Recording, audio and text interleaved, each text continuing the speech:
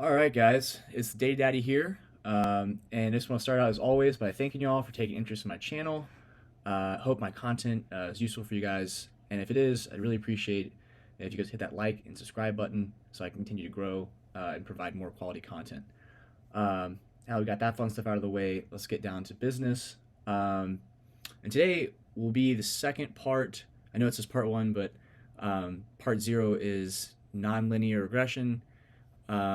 But anyway, this is the first part in a series I'm going to do on neural nets, and it's kind of inspired by the fact that I was, doing something the other day, and I was looking on Keras and I was watching a video of somebody else doing something, and I realized that there's a lot out there on, high level how to use libraries and packages and things to build neural nets, but there's not a lot, or at least not a lot that I've found that's what I would consider comprehensive about what's actually going on under the hood. What are the guts, that go on behind the scenes of neural networks. So this video is this video series really is going to be kind of dedicated to really getting into the nitty gritty of how neural networks work, and kind of exploring that a little bit.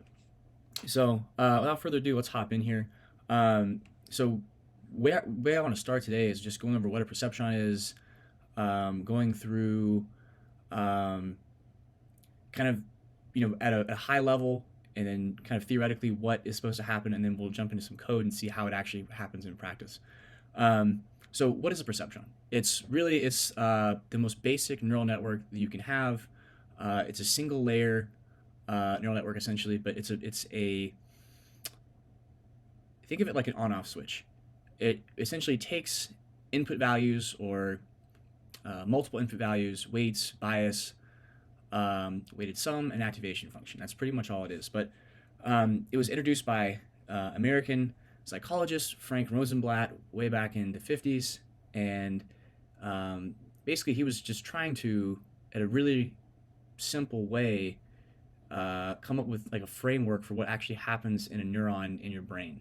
And essentially a neuron, when it's passed in information or it's passed in inputs, it just makes a decision like, well, this is at a really low level, but it just says, is it on or is it off? Am I putting something out or am I not, based on the inputs I'm given? And that's really the idea behind a perceptron. That's what we're going to try to put into practice here today. If you're curious about learning more about perceptrons themselves, you go to this link. I'll link it in the description of this video, and this should give you kind of history and a little bit just basically more reading on perceptrons, what they are, why they were developed, and all of that stuff. I meant to include the link in here. I'll go back and put it later, but I also want to give you guys the link in the description for the textbook that I've been using. I'm actually a grad student at UGA, and I'm taking a course in data science right now, and the textbook is wonderful for the course, and that's what I've kind of used a lot to kind of go through and show this, and I'll link that as well. So you guys can kind of go through that, if what I've provided here isn't adequate, or you want to go deeper. Anyway, so how do perceptrons actually work? We've talked about high level, and let's kind of get into a little bit more. But we have essentially some X matrix, or some list of inputs. We have a target, or a Y, and then we're going to break that X matrix into a list of vectors. So this is X, and this is the column 0, X column 1, X column 2, and so on. Really, as many input features as we could have these X vectors. And these are being mapped to a neuron here in the input layer, and then we have a weight, and this is a vector of weights itself. This is a single weight, and then we have an activation function acting on this it's called the pre-activation function, which is giving us our Y predicted, or our Y predicted vector. And then if we take the Y, or our actual Y values, and we subtract the actual from the predicted, and this is backwards from what you would logically think, because this actually makes the math come out better. We want the negative error in this case, so we invert here. But basically, all we're doing is taking the difference between the actual and the predicted, and we come out with the error term. So visually, that's kind of what's going on, at least in the forward direction, for perceptrons. And here again, I just kind of listed it all out. X is inputs, X is input X vectors, Y is input Y, so the X columns and then the target column. The B is the weights, Y hat is the activation function of B.X, and the epsilon is our vector of errors. And also, I do want to apologize. This video is going to be a little bit longer than I normally try to do, because unfortunately there's just a lot to cover here, and I want to give you guys the high level and also get into the code in the same video. So just bear with me. I'll try to explain it as best I can, but it will go a little bit long in this one. Okay, so we want to start by calculating our errors, or we want to develop a methodology or an ideology to get us from our inputs and our Y all the way to the errors. So at a really basic level, there's really not too much difference between what's going on in the perceptron and what's going on with regular linear regression. And we're going to start with the equation for regular linear regression, or I guess simple linear regression. And then we're going to take that linear combination of inputs, B.X, and apply an activation function as denoted. So it's kind of going back up here. We're going to start and try to massage this to look like that. And that's essentially what we've done, is we've just taken the sum of all of these terms, so 1 all the way up to n, or in this case j is how we're labeling it, and we're just denoting this as a summation rather than spelling it out in this way. And then we can kind of condense that down further and call that f of b.x. And personally, I hate when people talk about formulas like this. They don't actually show or try to show some mathematical some picture that can show you what's going on mathematically. So I drew this out, and really all we're saying here is we're just taking the dot product of a matrix and then this vector. So if we had 1, 2, 3, we're going to take this and then we're going to dot it, or we're going to take this row and multiply it here, and that's going to look like 1 times 1 plus 2 times 2 plus 3 times 3, and you kind of get the idea.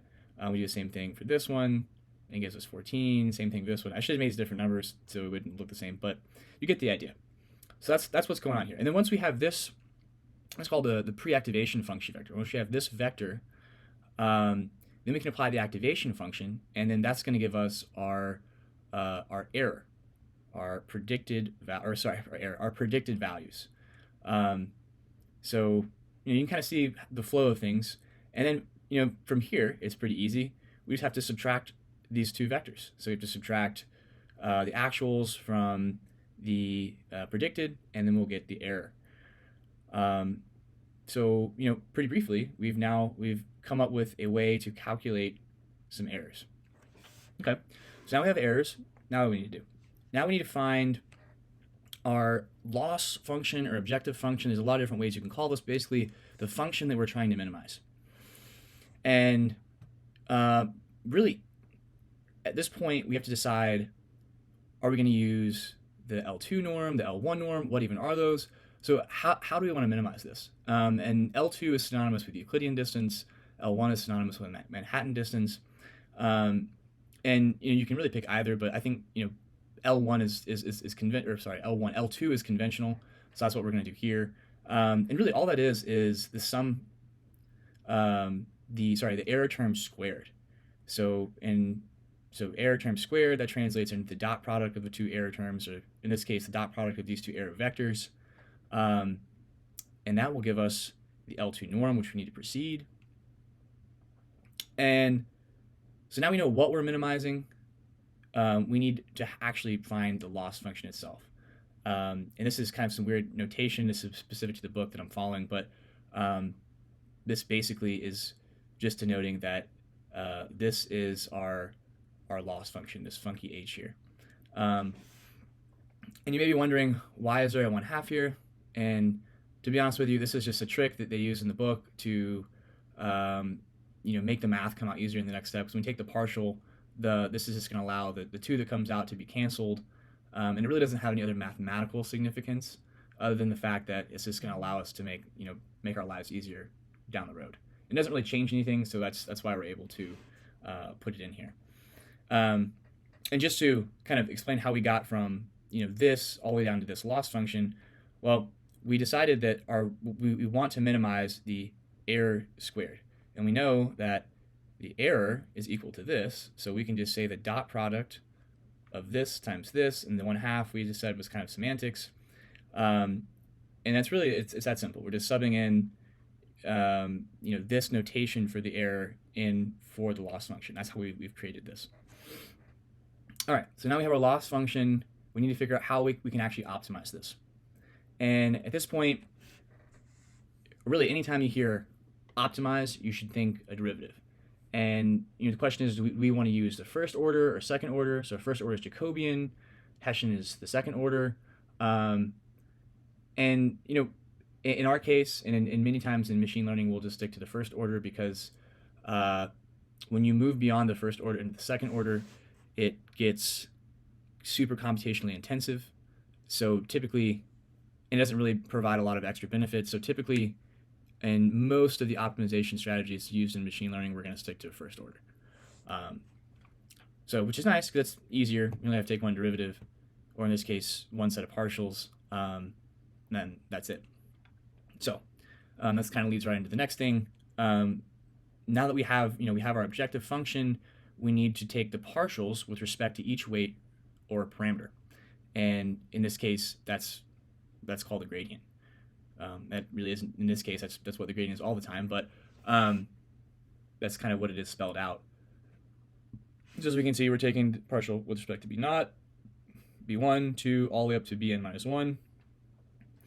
And this looks kind of scary, I'm sure. It looks scary to me the first time as well.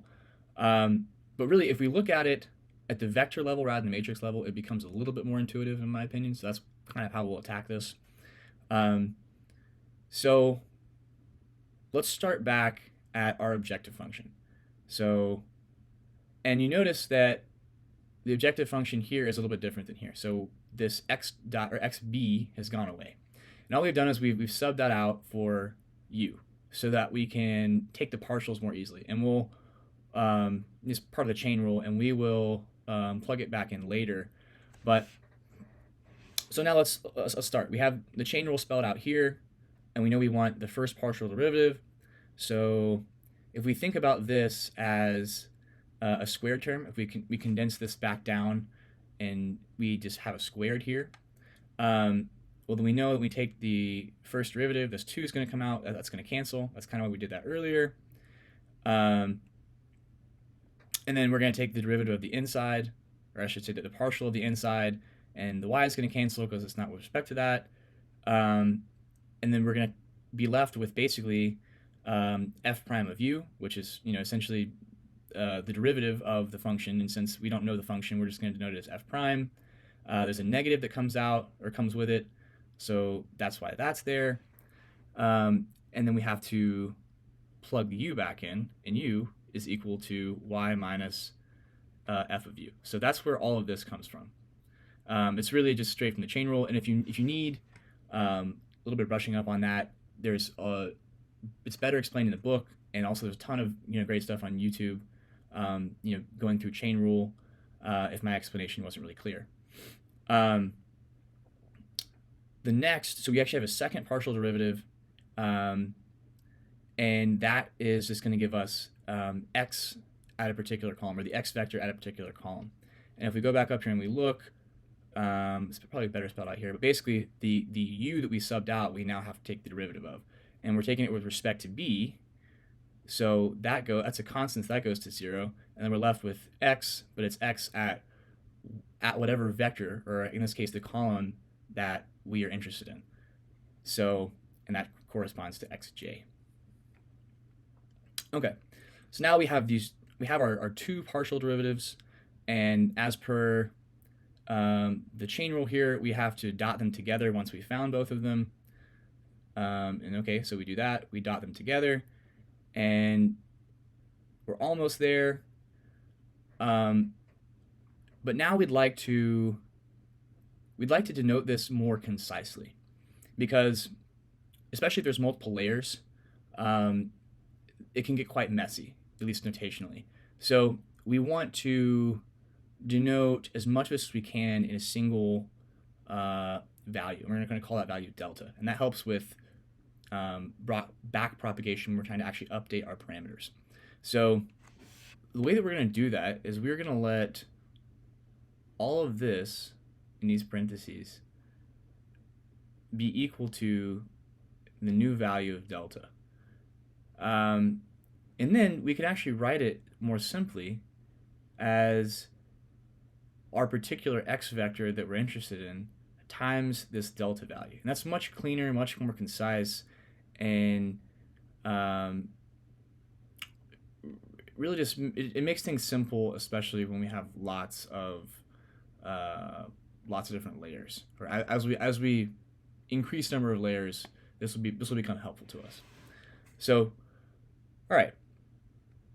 So now that we've walked really through all of the theoretical stuff, how do we actually implement this? Okay, so kind of set us up a mock example here. We're going to need NumPy, we're going to need keras, activations. This is just so that we don't have to hand code or hand change the activation function every time if we want to use a different one. That's one thing I should mention as well.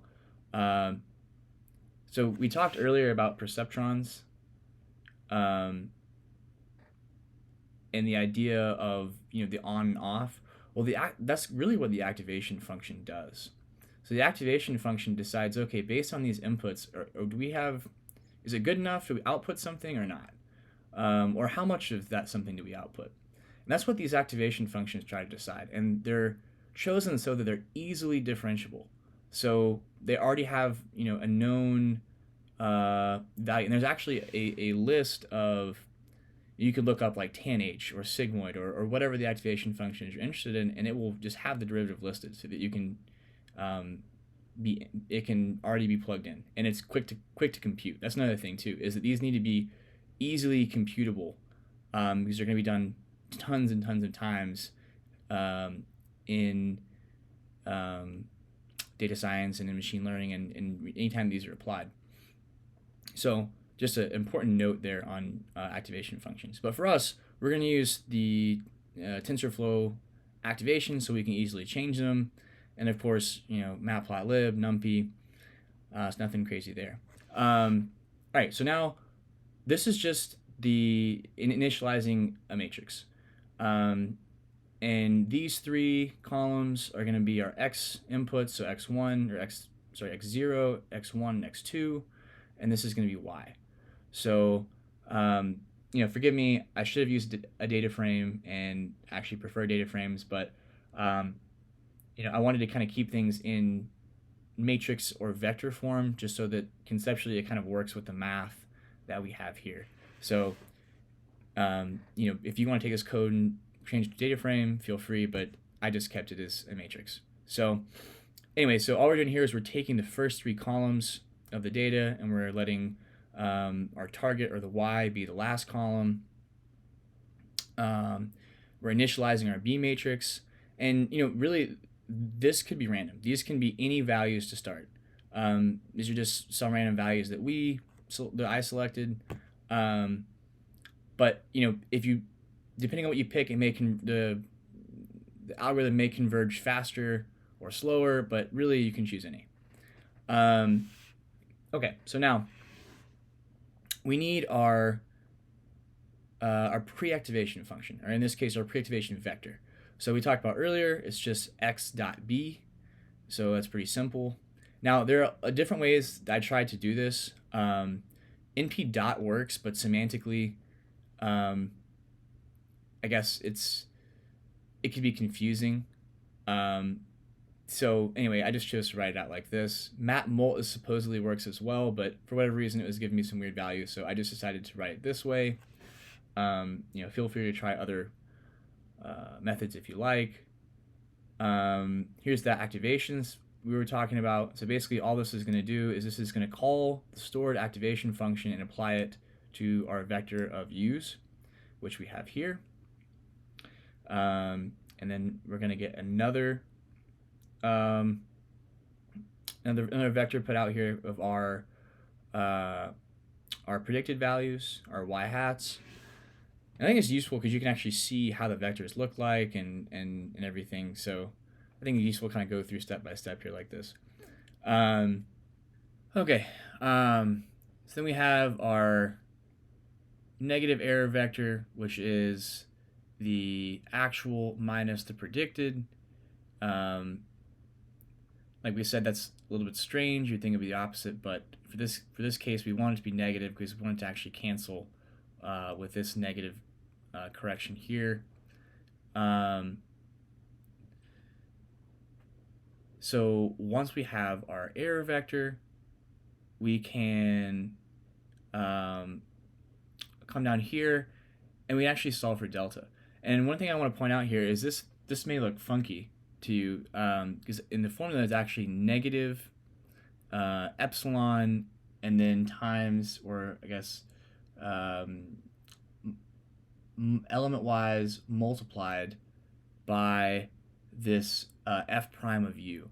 And when I was talking before about the activation functions, this is why that's so significant, because for example, sigmoid is what we're using here, and this is the known translation of that derivative. So it's y hat element-wise multiplication of 1 minus y hat. And we can find this online. I can show you guys, and it'd be neat just to kind of see. You can just plug it in like that. So I just found it and pulled it up. So I just want to share with you guys. So this is a sigmoid derivative right here. And we can see that it is just the function and then 1 minus the function. So, interestingly enough, I mean, that may look strange too, but basically this x sigma here, this translates to y hat because that was let's go back up here. That was the activation function of u. So that translates to the sigma would be the activation function, and then u in this case would be x. And then we're doing the same thing, 1 minus that same thing here. So yeah, it may not look exactly one-to-one, but it is. It's just a much more general way of kind of saying the same thing.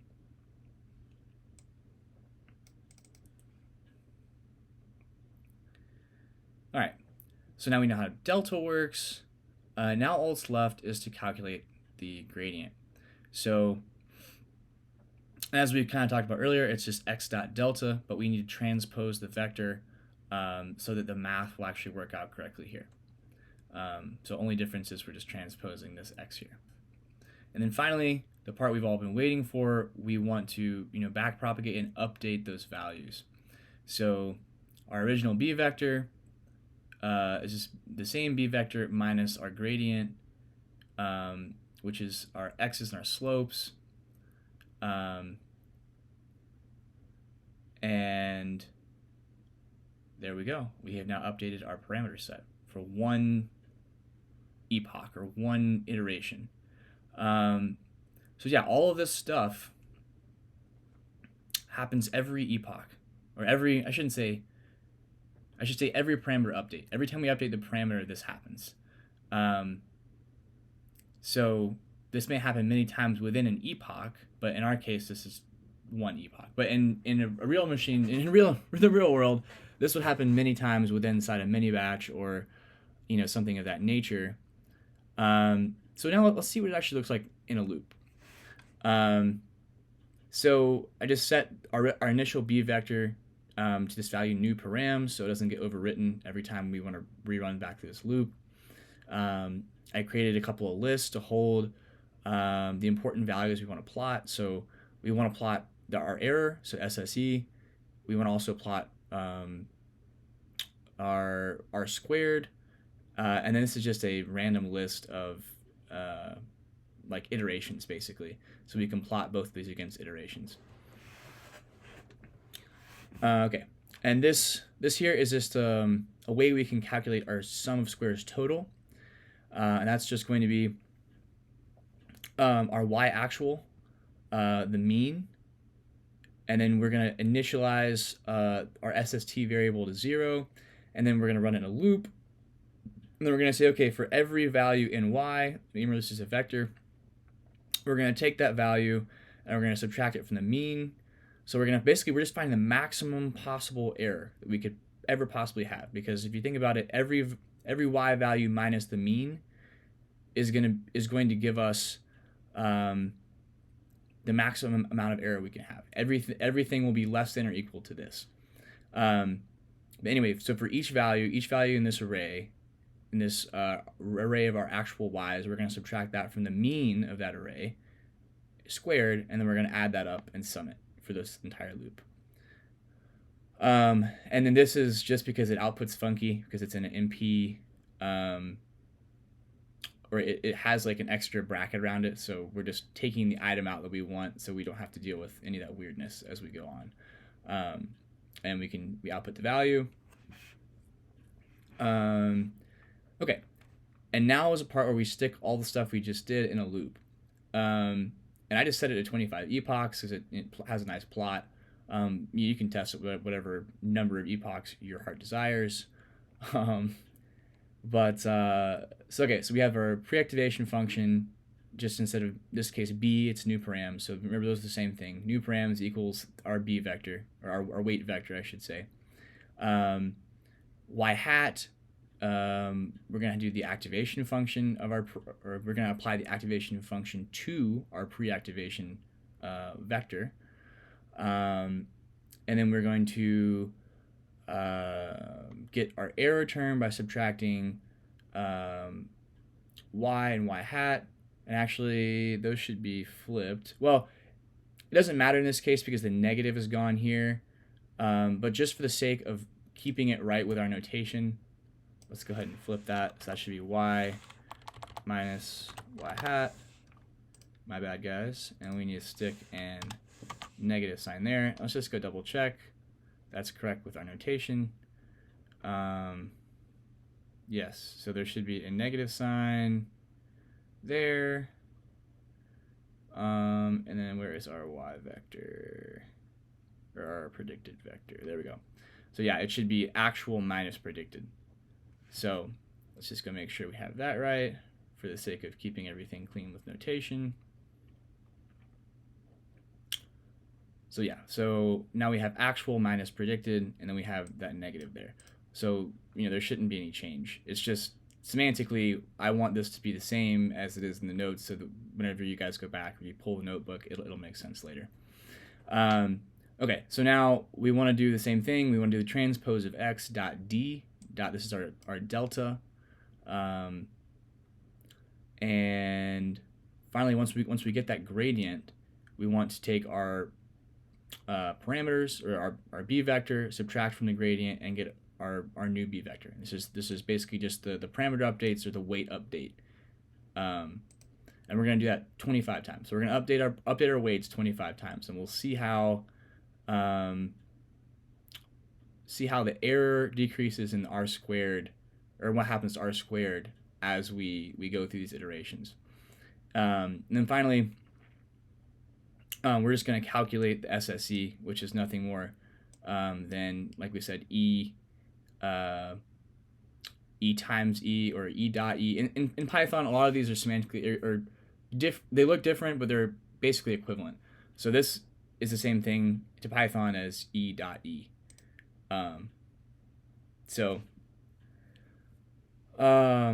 Okay, so now we're just appending all of our iterations. So this is going to have a number between 1 and 25. And this is going to append all of our SSE values and then our r squared values. And we're basically calculating that on the fly by just saying 1 minus SSE over SST, which is the formula for r squared. And then we're going to plot it. And let's just go ahead and run the whole notebook here. All right. So as we can see, as iterations advance, our error slowly decreases, and our r squared slowly increases. So that's what we want to see. And that's just kind of showing that everything's working as expected. And so, not super complicated what we're actually doing, but it shows that this works even at a very simple level, even just the perceptron level. We can take data, we can iteratively adjust the weights in the same manner that we just showed, and we can actually do some pretty good predicting, have some pretty good accuracy just with a single layer or a perceptron. So that's all for this video, guys. I know it was long. I appreciate you bearing with me. But again, if you guys like the content, please don't forget to like and subscribe. And I hope that you guys will follow along with the rest of the series as we go through this journey to figure out what really makes up neural nets. So thanks again, guys, and I'll see you next time.